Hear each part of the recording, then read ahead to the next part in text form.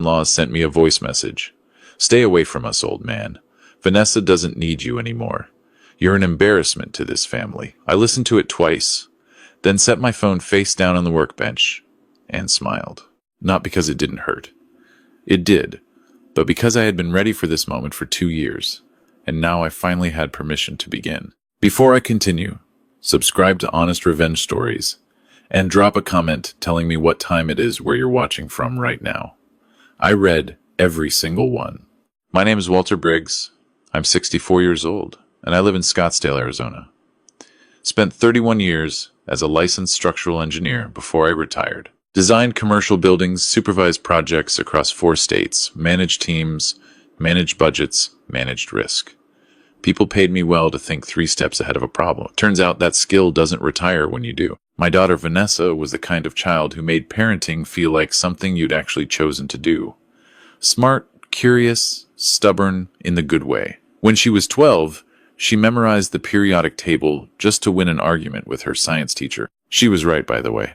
At 28, she had a master's degree in marketing, a job she was good at, and what I thought was a good head on her shoulders.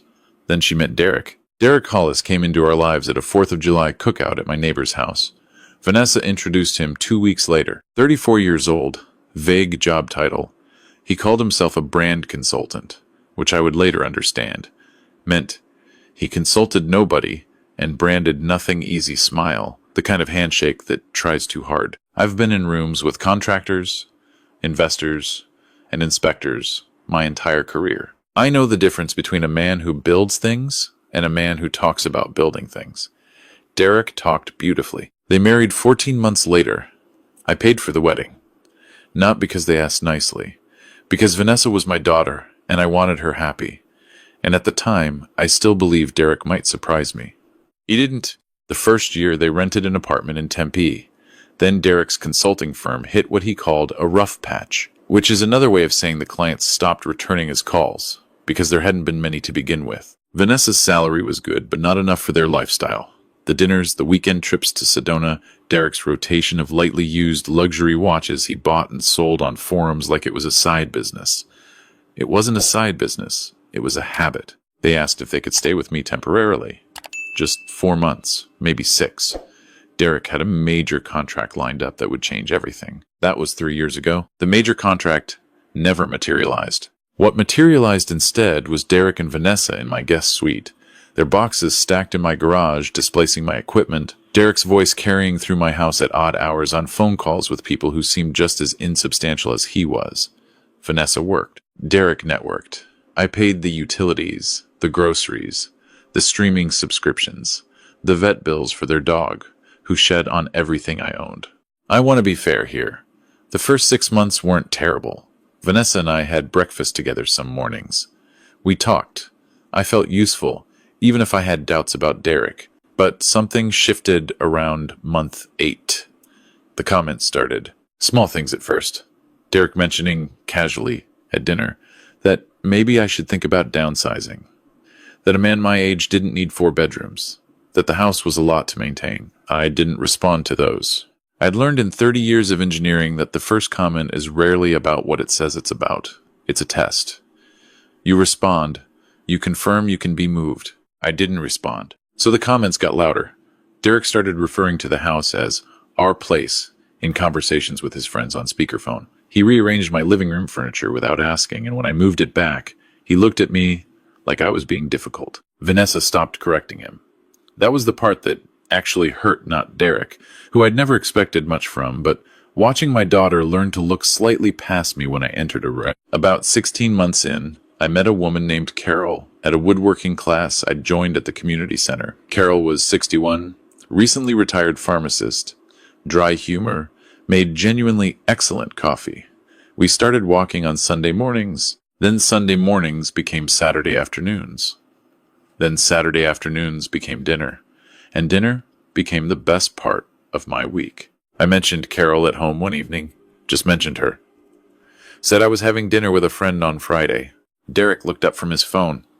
A woman friend? A friend, I said. He glanced at Vanessa. The look lasted half a second, but I caught it. The kind of look that means a conversation happened before this one, in a room I wasn't in. Nothing was said that night. But 2 weeks later, I told them I'd like to have Carol over for Sunday dinner. Simple, relaxed, nothing formal. Derek set his coffee mug down like I'd said something that required sitting with. "I don't think that's a great idea," he said. "It's my house, Derek. It's our home," Vanessa said quietly. And those 2 words landed differently than anything Derek had ever said, because they came from her. I looked at my daughter, the 12-year-old who'd memorized the periodic table, the woman I'd raised to believe she could say anything to me. She looked back at me with something careful in her eyes, not cruelty, but the practiced distance of someone who has been coached. I said I'd think about it and went to my workshop. That night, around 10:30, my phone buzzed. A voice message from Derek. He'd never sent me one before. I pressed play. "Stay away from us, old man. Vanessa doesn't need you anymore. You're an embarrassment to this family." 7 seconds. He sounded impatient, like he'd recorded it in between doing something else. I listened to it twice. Then I set the phone down and stood there in my workshop, surrounded by the smell of sawdust and machine oil, and I felt something click into place, the same feeling I used to get when a structural calculation finally resolved, when every load and variable balanced and you knew exactly what you were working with. I picked up the phone and forwarded the message to my email. Then I sent a text to my attorney, a man named Richard Cho, who'd handled my estate planning for 11 years. Just 3 words: "We need to talk." His reply came back in 4 minutes. "Tomorrow, 9 a.m. I went back to the cabinet. I was building a simple walnut piece. Dovetail joints. Something I'd been working on for a month, and I kept working until midnight. My hands stayed steady. That surprised me. Then it didn't. I'd been preparing for this possibility since Derek rearranged my living room furniture 18 months ago, and Vanessa didn't say a word. Some things you feel coming the way you feel weather changing in your joints. You don't know the exact day, but you know it's coming. And if you're smart, you don't wait for the storm. You build the structure first. 3 years before any of this, after Derek's first rough patch comment about the house being too much for a man my age, I'd started taking steps. Routine updates, I'd called them when I'd visited Richard's office. Reviewing my living trust. Clarifying the deed on the house sole ownership. Walter Briggs. No ambiguity. Updating my power of attorney. Creating documentation. Utility bills, tax records, insurance statements, all in my name, none in theirs. I'd also done something else, something I hadn't told anyone. 2 years ago, when Vanessa and Derek were temporarily between cars, and I'd co-signed a $34,000 auto loan for a Nissan Pathfinder, I'd quietly made a note in my files. Co-signer agreements can be revisited. I'd verified that with Richard at the time, off the record, just to know. It's important to know your options before you need them. Richard's office was on the 2nd floor of a building near Old Town, the kind of office that looked exactly like what it was. A place where serious decisions got handled by someone who'd been making them for decades. He was 62, unhurried, the sort of lawyer who never seemed surprised. I played him the voice message. He listened without expression. "And your daughter, she was present?" "She was in the house. I don't know if she knew he sent it." "Does it matter?" I thought about that. "It matters to me. It doesn't matter legally." "Correct." He folded his hands on the desk. "What outcome are you looking for?" "They want me gone," I said. "I'll go. But they should understand what gone actually means." Richard nodded slowly, like I'd given an answer he'd been expecting. "The house documentation is clean?" "Completely." "Then we can move quickly. I'll prepare a formal notice today. 30 days to either begin paying fair market rent or vacate the property."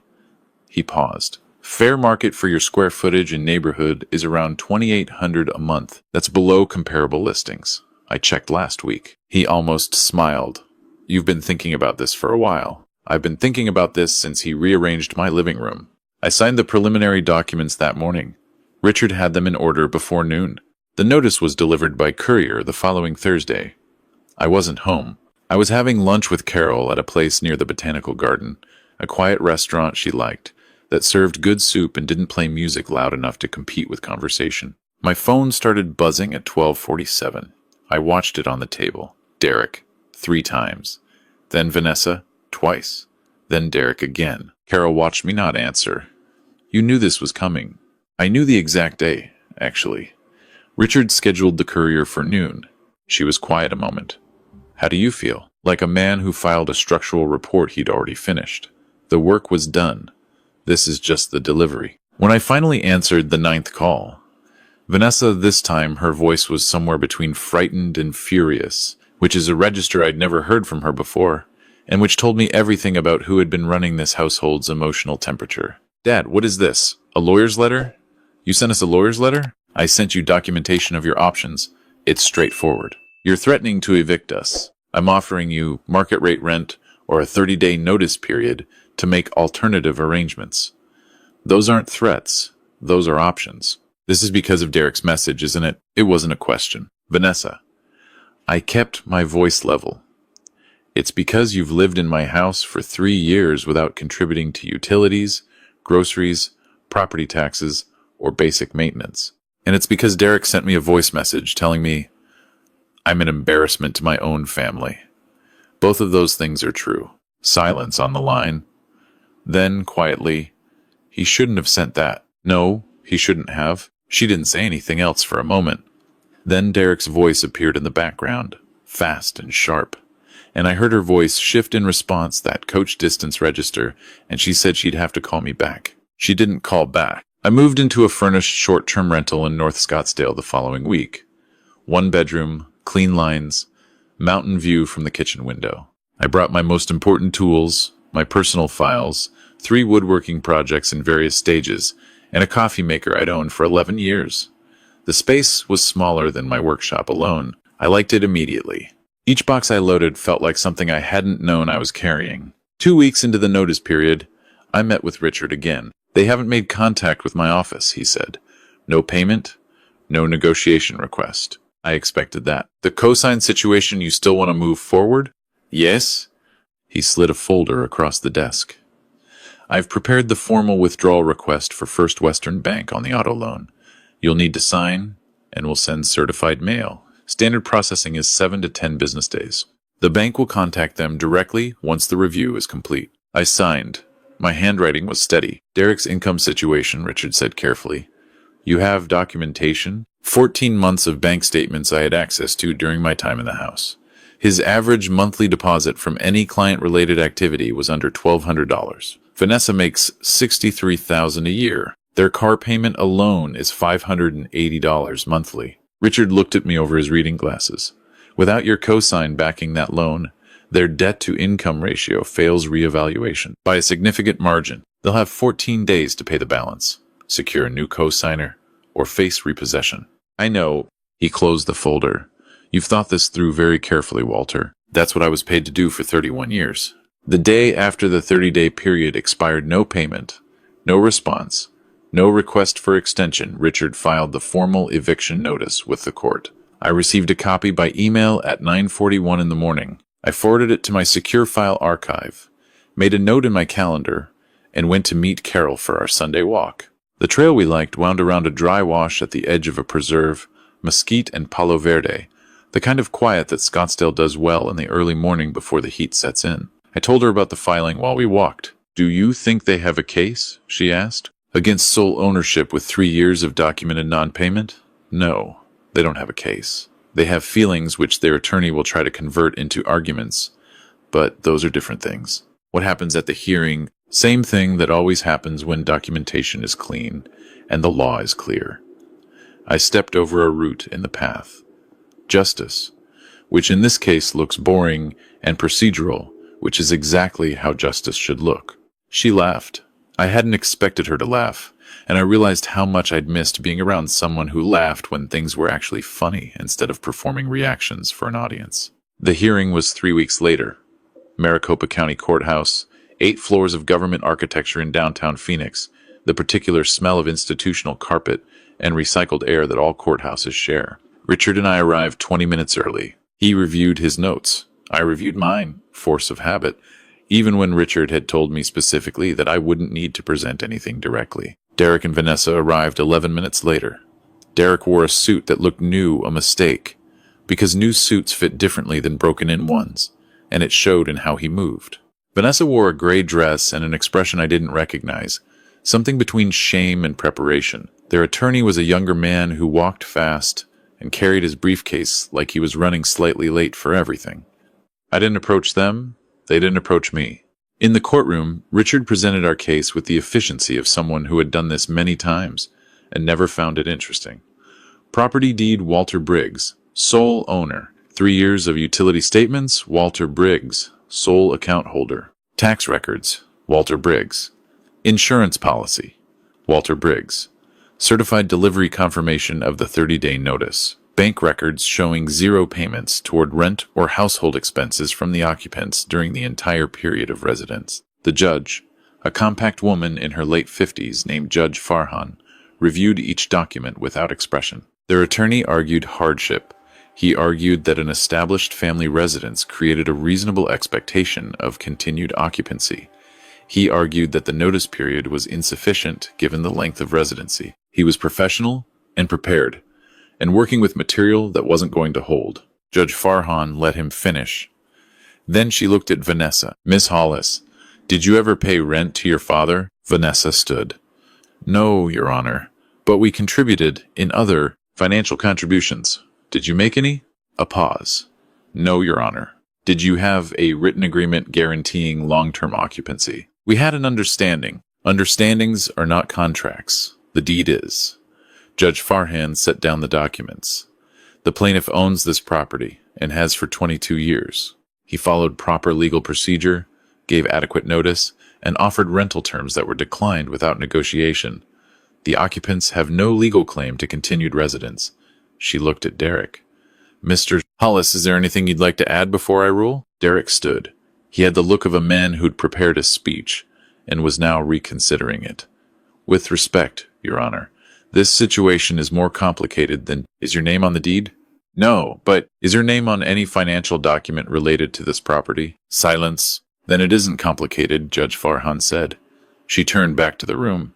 I'm ruling in favor of the plaintiff. The defendants have 14 days from today to vacate the property at 1940 Saguaro Ridge Drive. Failure to vacate will result in a writ of possession enforced by the county sheriff. The gavel.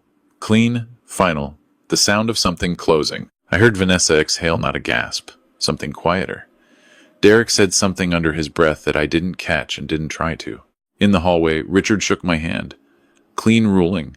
Exactly as expected. Thank you, Richard. The bank will move on the cosign withdrawal within the week. You'll hear from them. I drove home my actual home, the North Scottsdale rental, that felt more like mine every day, and called Carol. It's done, I said. How do you feel? Like a building that passed inspection. She laughed again. I'd started to look forward to that specifically. The call from First Western Bank came 5 days later. A woman named Andrea, professional and direct, who explained that following my withdrawal of cosigner support, the primary borrowers had been reevaluated and no longer met lending criteria without a qualified guarantor. They had 14 days to pay the remaining balance of $26,400, secure a replacement cosigner, or the vehicle would be subject to repossession. I thanked her and made a note in my file. Derek called me 4 times that day. I answered the third one. You pulled the cosign. His voice was tighter than I'd ever heard it. Not the easy, practiced confidence he usually performed. Something underneath it was showing. You actually pulled it. Changed family circumstances. It's a standard provision in the agreement. We can't pay $26,000, Walter. I know, a beat. So what, you planned this? All of it? Derek. I sat down in my kitchen, looked out at the mountains. You sent me a voice message calling me an embarrassment and telling me to stay away from my own daughter. And then nothing changed. No apology. No acknowledgement. Vanessa didn't call for a week. I paused. You didn't plan to stay 3 years when you moved in. Neither did I. Some situations just evolve. That's not. He stopped. Started again. Vanessa is devastated. That's something you two can work through. She blames me. I didn't respond to that. It wasn't something I was going to help him carry. You're going to lose your daughter over this. I lost her gradually, Derek, over about 18 months.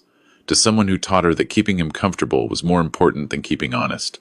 I'm not losing her now. Now, things are just becoming clearer. I ended the call. Vanessa texted me that evening. 3 messages, sent 30 seconds apart. Dad, I need to talk to you. Then, I know Derek did things that were wrong. Then, I'm sorry. I don't know how this got so far. I read them 4 times, sat with them. Then I wrote back, I know you're sorry. I need some time. I'll reach out when I'm ready. I put the phone down and went back to the walnut cabinet. I'd been fitting the door hinges, a finicky task that required both hands and full attention. The wood was beautiful, straight grain, clean color. I'd sourced it from a small mill in Flagstaff. Things made carefully from good material last. The bank repossessed the Pathfinder 8 days later. I didn't know the exact moment it happened. I found out because Vanessa texted me a single line. They took the car. No other context. I wrote back, "I'm sorry that happened."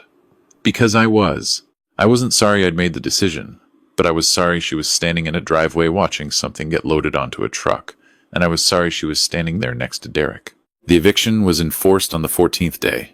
Richard handled the paperwork. He called me afterward. They were out, he said.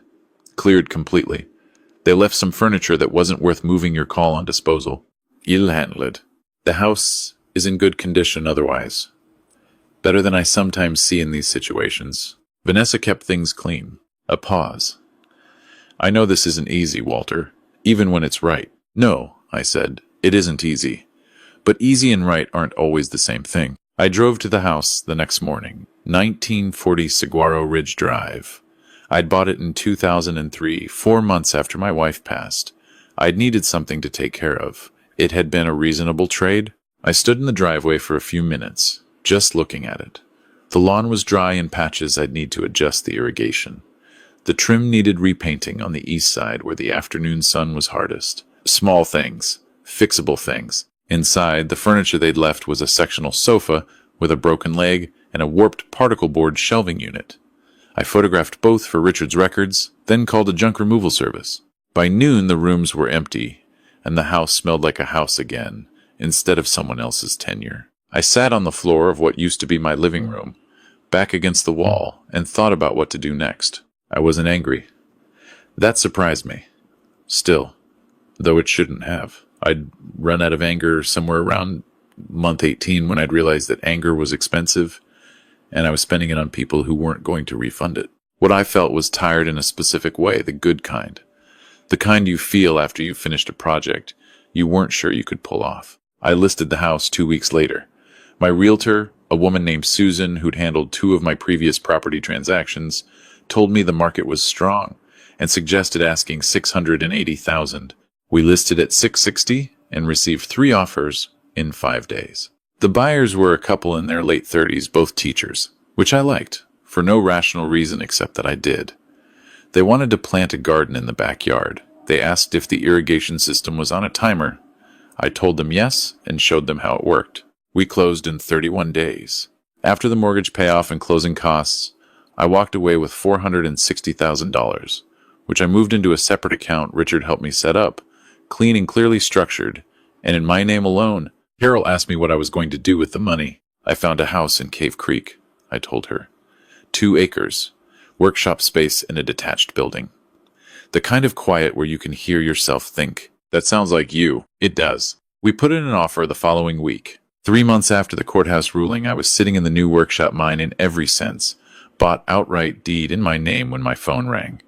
Unfamiliar number, Arizona area code. It was Derek. His voice had changed. The easy smoothness was gone. What was underneath it wasn't angry. It was just tired. "I'm calling because Vanessa asked me to," he said, "and because I owe you something I haven't said." I waited. That voice message was, he stopped. There's no version of it that was okay. I knew that when I sent it, and I sent it anyway, because I was angry and stupid, and I'd gotten used to thinking of your house as mine, and you as something in the way of that. A pause. "I'm not asking you for anything. I just want to say it clearly, out loud, to you directly. I was wrong. What I said was wrong. What I let happen over 3 years was wrong." I said nothing for a moment. "How is Vanessa?" I asked. His voice shifted. "She's better than I deserve right now. We're in counseling. She's working through some things about how our dynamic affected her relationship with you. It's not a quick process." "No," I agreed. "It isn't. She misses you. She's afraid to call because she doesn't know if you want to hear from her." "Tell her I want to hear from her," I said. "When she's ready." A long pause. "Thank you, Walter." I didn't respond to that. I put the phone down and sat with it for a while. In my workshop, in my house, on my land, with the particular silence that comes when you've finally stopped waiting for something and it arrives anyway. Vanessa called 4 days later. It was a Tuesday morning. I was outside checking the fencing along the east property line. Her voice, when I answered, sounded like someone who had rehearsed an opening and abandoned it. Dad. Hey, kiddo. She cried for about 40 seconds. Not performatively. The real kind. The kind where you can hear a person breathing through it. I'm sorry, she said when she could. Not just for the voice message. For all of it. For watching it happen and not stopping it. For choosing easier over honest. I know. I don't know how to fix this. You don't fix it, I said. You build something else. Slowly. On top of what happened, it doesn't get erased, but it doesn't have to be all there is. I leaned against the fence post. Come for lunch Saturday. Bring yourself. Don't bring expectations. A pause. Just lunch? Just lunch. I'll make the chili you like. She laughed a small, wet, genuine laugh and said, okay. Saturday morning, I drove to the store, bought everything for the chili, came home, and spent the morning in the workshop while it simmered. Carol came over around 11 and sat in the kitchen with me while I prepped cornbread. She'd been here when I moved in. She knew every version of the story. Nervous? She asked. Yes, I said. First honest answer I'd given myself all morning. That's good, she said. Means it matters. Vanessa arrived at noon exactly. She stood at the door looking like someone who'd made a decision and followed through on it, which is a specific kind of courage. We didn't say anything complicated. We just had lunch in my kitchen, in my house, with the windows open and the desert air coming through and the kind of quiet between us that didn't need filling. She asked about the workshop. I showed her the walnut cabinet, finally finished, installed along the far wall. It's beautiful, she said. And she meant the wood, but she might have meant something else. I walked her to her car when she left. She hugged me in the driveway, and I let her. And I didn't say everything was fine, because it wasn't. Not fully. Not yet. But it was something. A beginning under a different set of terms. That evening, Carol and I had dinner on the back porch as the sun went down over the scrub and rock and distant ridge. The sky did what Arizona skies do in October, turned colors that have no names in English. Copper and rose and something deeper. How was it? Carol asked. Hard, I said. Good. Both. She handed me a glass of wine. We sat without talking for a while, which is one of the things I've come to appreciate most, the ability to be somewhere with someone without needing to explain it. I thought about what I would tell someone younger, someone who found themselves in a house that had slowly become someone else's kingdom while they shrank to fit around it. I thought about what I'd taken 40 months of slow erosion to understand. The problem was never the people in my house. The problem was the story I kept telling myself about who they were and what I owed them and what it said about me if I stopped being useful to them. I kept thinking that if I waited long enough, gave enough, endured enough, they would eventually see me as a person instead of a resource. That's not how it works. Some people will never see you as a person if what you offer as a resource is sufficient. The only way to become a person to them is to stop being a resource. When I did that, when I finally moved, filed, documented, sold, moved on, I didn't destroy anyone. I didn't have to. I just took myself back. Everything else was their own choices, running out to their own conclusions. The sun dropped behind the ridge. The sky went from copper to violet to the particular deep blue of a desert evening. Somewhere on the property, something moved in the brush. A quail, probably. They came through at dusk. What are you thinking about? Carol asked. That choosing yourself isn't the same as abandoning someone, I said. I've been confusing those two things for a long time. She was quiet for a moment. A lot of people do. I know. I picked up my wine glass. I'm done being one of them. We sat there until the stars came out, which, in Cave Creek, 20 miles from the city, they actually do bright and many, and without apology.